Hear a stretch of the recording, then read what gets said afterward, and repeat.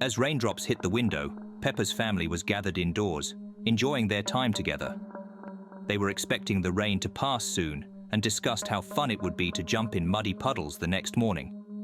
Little did they know, a devastating loss was about to strike them. That day, as everyone was getting ready for bed, the rain continued to pour throughout the night.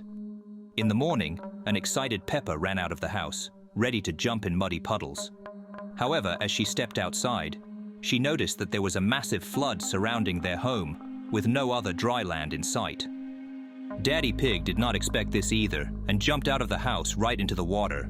It was the worst flood the Peppa Pig family had ever witnessed.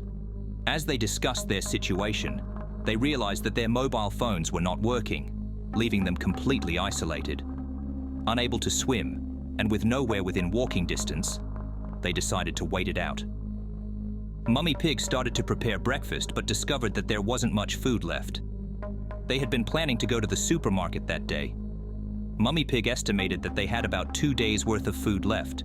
She also predicted that in 2 days the water level would recede enough for them to walk to their neighbors or for help to arrive, so there was no need to panic. However, as the next night fell, more rain poured down, causing the pig parents to worry. The water level hadn't decreased at all. By the end of the second day, the situation was the same. On the third morning, there was no improvement. No help had arrived, the water hadn't subsided, and they had run out of food. There was nothing left for breakfast. George took a few sips of ketchup from a bottle just to have something in his stomach. On the fourth day, hunger began to take its toll. Peppa, weakened by exhaustion, started to feel sick. She had contracted some sort of illness. George and the parents were holding up well. By the fifth day, Peppa did not leave her room anywhere. The parents could endure not having food, but they were afraid for their children. In addition to hunger, they suffered from utter boredom. Towards the evening of sixth day, George too fell ill, his young body unable to handle the lack of food. Parents was crying that day, which upset George, feeling powerless in the situation. George woke up on the seventh morning to a strange smell coming from the kitchen. His parents told him that they had found some food for him, his first proper meal in 5 days.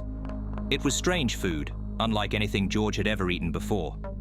The texture was soft and chewy. Perhaps it was the extreme hunger, or perhaps it was the taste itself, but he found it delicious. The parents watched him with empty stares. Suddenly they heard a voice from the street.